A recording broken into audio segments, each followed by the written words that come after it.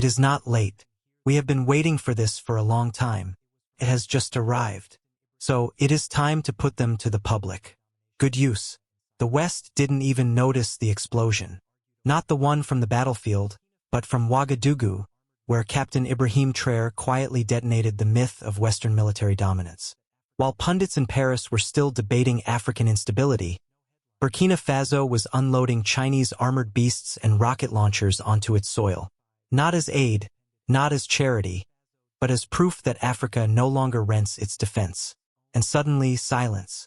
No press briefings, no congratulations, no headlines, because how do you report the end of your own control? Let's get into it. Music October 10th, 2025 is a date that will haunt Western diplomats for years to come. While global media quietly scrolled past it, Burkina Faso experienced something far larger than a military event.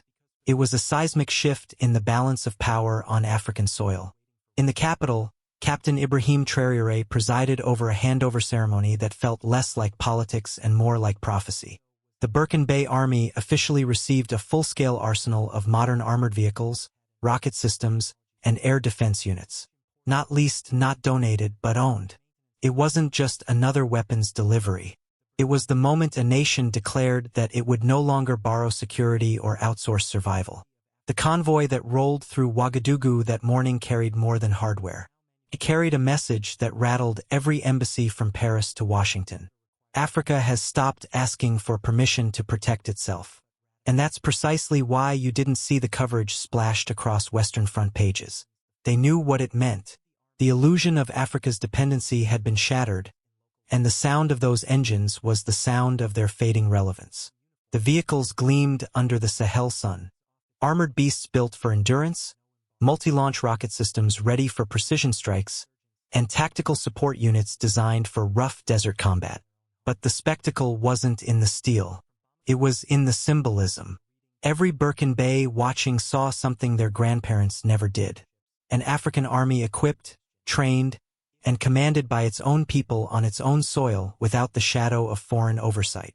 Traoré didn't arrive in a limousine flanked by foreign advisors. He stood among his soldiers, bare-handed, unguarded, and grounded. He spoke not as a politician addressing troops, but as a soldier speaking to brothers in arms. His words were short, but they landed with the weight of decades. We defend what is ours, and we depend on no one to do it for us. That moment was the quiet explosion the world ignored. The kind that doesn't make noise but rewrites history. Because for the first time in modern West African history, a nation under siege by insurgency was not looking outward for rescue.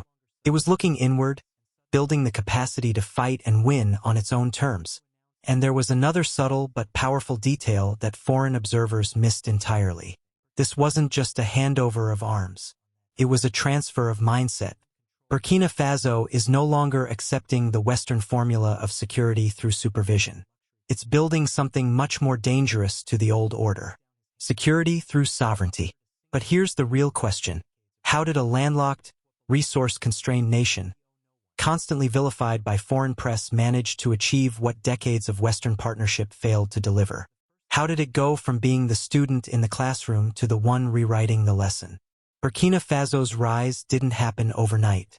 What unfolded on October 10th was the product of months spent dismantling a system designed to keep the country obedient. For years, the Burkinabè army was a patchwork of second-hand trucks, borrowed radios, and joint operations that required signatures from Western officers before a single patrol could move. The help came wrapped in humiliation. When the guns jammed, spare parts had to be shipped from Europe. When logistics failed, reports had to be filed in English or French before relief arrived. It wasn't a military alliance. It was a leash. Traoré began by cutting that leash quietly. The first target was the illusion of generosity. Every donated rifle carried a hidden cost: policy compliance. So he stopped taking them. The government made a decisive pivot, redirecting funds once spent on foreign embassies into domestic training programs and local supply chains. The logic was brutally clear. A nation that pays for its own bullets decides when to fire them. Then came the economic move that blindsided analysts. Instead of begging for more aid, Burkina Faso redrew its trade map, exchanging gold, cotton, and agricultural goods directly with partners across Asia and the Middle East. And this time, the money didn't disappear into consultancy contracts or imported luxuries. It was funneled straight into the defense budget. That's how the army suddenly began fielding Ninko VN-22BS vehicles and SR-5 launchers, all without touching IMF loans. Every purchase carried a message. We can build alliances without building debt. But Traoré knew hardware alone doesn't win wars. Dependency wasn't only financial, it was mental. For years, African officers were told victory required international coordination, code for wait for permission. Traoré replaced that mindset with a new creed: initiative over hesitation. Commanders began planning operations using ground intelligence instead of foreign satellite feeds. Within months, insurgent strongholds that had stood for years started falling. Not because the weapons were new, but because the old permission culture was dead. Foreign capitals weren't pleased.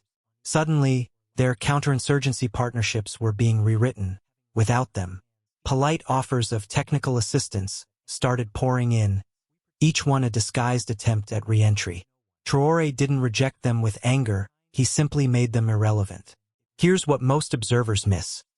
Burkina Faso isn't refusing cooperation. It's redefining it. Deals with China, for instance, aren't colonial repeats, they're transactional, short-term, and skill-based.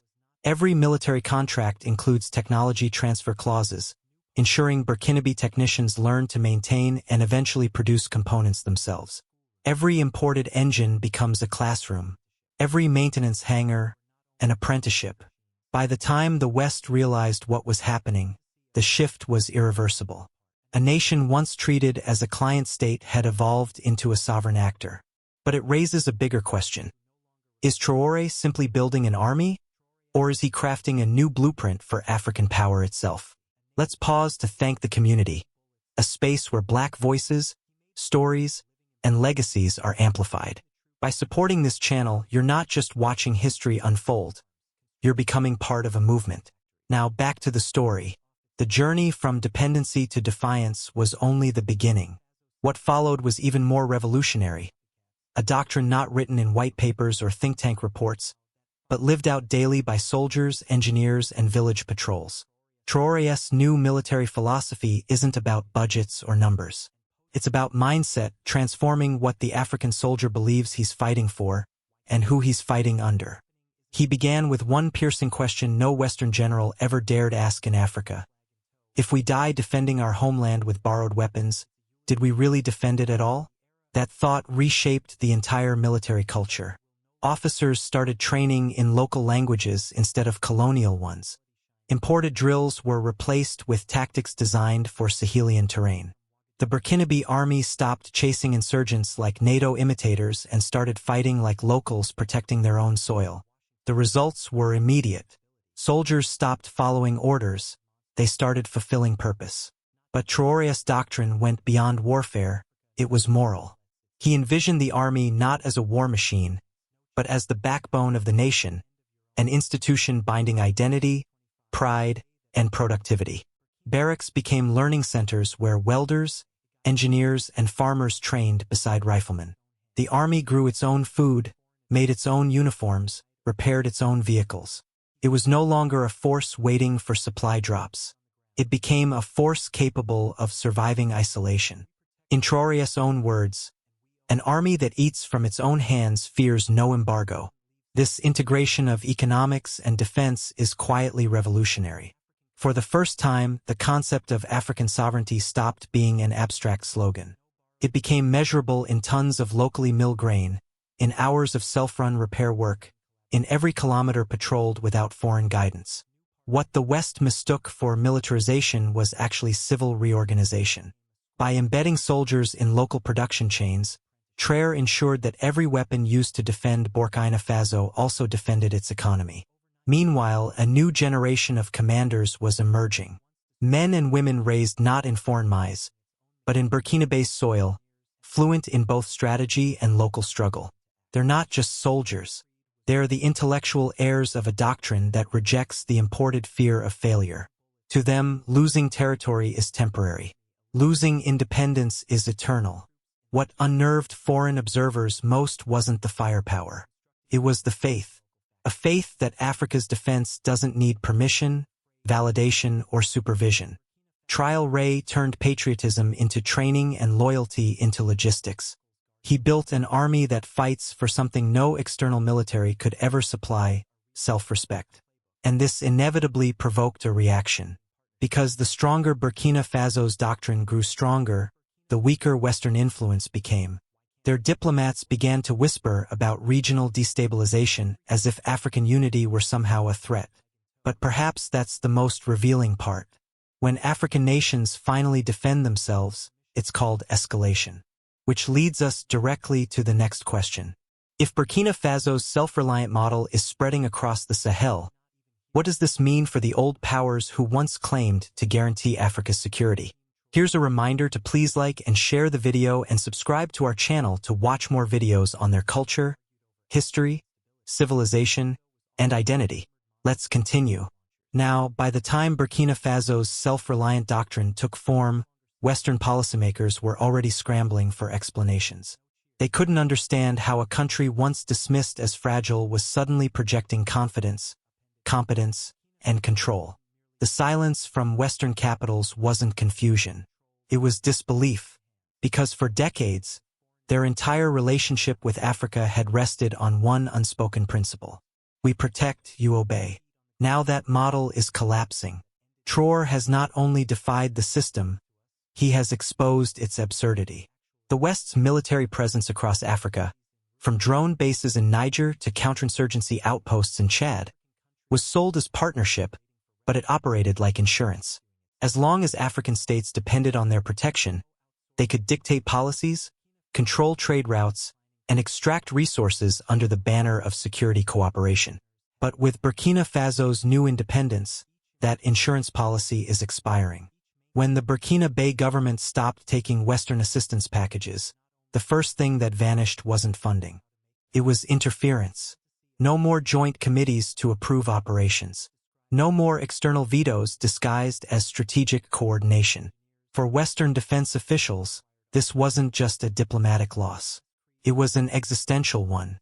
They weren't losing influence over one nation.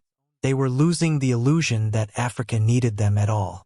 In private briefings, analysts now describe the Sahel as slipping out of alignment. That's a euphemism for losing control. The United States sees its drone operations shrinking. France, already humiliated by expulsions from Mali and Niger, is watching its remaining bases in West Africa turn into symbolic relics, unwanted reminders of an era that Africans are rapidly burying. Every armored truck that rolls out of Ouagadougou without a foreign flag attached is a blow to Western pride. And yet the panic isn't just about military access.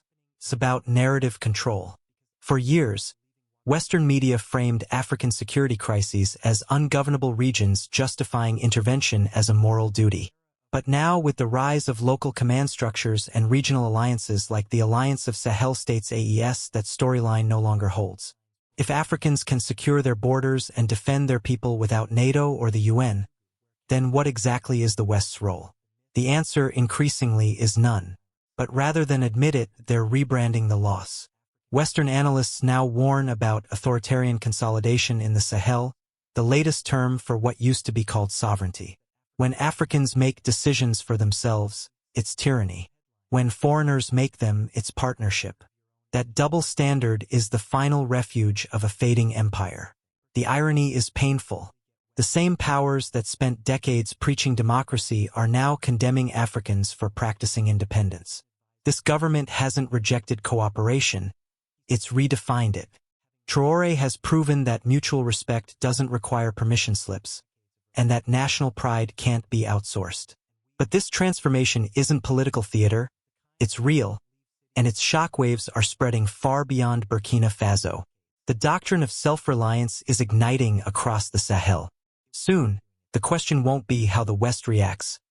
It'll be whether Africa itself is ready to manage the power it's finally reclaimed. The anxiety in Western circles makes sense. What began in Burkina Faso is no longer confined within its borders. The idea traveled quietly at first, then gathered unstoppable momentum. The Burkinabè model has become a symbol, one that embodies what every African nation desires but rarely dares to pursue. Self-determination without apology. From Bamako to Niamey, leaders are no longer treating Traoré's vision as an experiment. They're studying it as a blueprint. Mali has begun restructuring its military with greater local command and less dependence on European training missions. Niger, once home to foreign drones, now negotiates on its own terms, no longer a staging ground, but a stakeholder. And the echoes are spreading. Across West Africa, East Africa, and the Horn, governments are beginning to ask the same forbidden question. If Burkina Faso can stand without Western protection, why can't we? What's unfolding isn't a military escalation. It's a mental emancipation. For the first time in decades, Africans are realizing that true strength doesn't come from imported stability, but from internal unity. Traoré's vision isn't about weapons. It's about willpower. He's proven that when a leader replaces dependency with discipline, even a small nation can shake the foundations of global power. And this transformation isn't just symbolic. It's practical. Burkina Faso's defense restructuring has already rippled through its economy and diplomacy. Local industries now supply parts for military maintenance, creating jobs and technical skills. Border towns once plagued by insecurity are back to trading freely. Even the country's diplomacy sounds different, firmer, prouder, unapologetic. Burkina Faso no longer attends summits to plead, it attends to negotiate.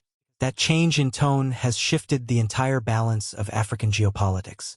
When the Alliance of Sahel States, the AES, announced deeper cooperation in intelligence, logistics, and resource defense, it wasn't just another regional pact. It was a declaration to the world. Africa has stopped playing the client, and the West knows it. Every successful convoy, every liberated province, every new industrial partnership outside Western influence reinforces a truth long buried. Africa doesn't need rescue missions. It needs respect. But the most powerful part of this story isn't what Traoré built. It's how he redefined African leadership itself. He isn't selling dreams of endless stability. He's offering ownership of chaos, understanding that freedom is messy, and sovereignty without struggle is a myth. That's why his message resonates. It treats Africans not as spectators of history, but as its authors. Now, as other nations begin their own awakenings, the continent stands at a crossroads, between the shadows of dependency and the dawn of dignity. The West must now choose: adapt to an Africa that stands eye to eye, or cling to nostalgia for a world that no longer exists. Because the age of permission politics is over. The next chapter of African power will not be written in Washington, Paris, or London. It's already being written, in the dust of Ouagadougou, by hands that no longer wait for the pen to be handed to them. If one small nation like Burkina Faso can break the chains of dependency, what excuse do the larger ones have for still kneeling? Tell us what you think in the comments below. When will Africa stop asking for validation and start demanding accountability from those who exploited it for generations? If you want to see more stories like this, about African culture, history, and the forgotten legacy of Black greatness,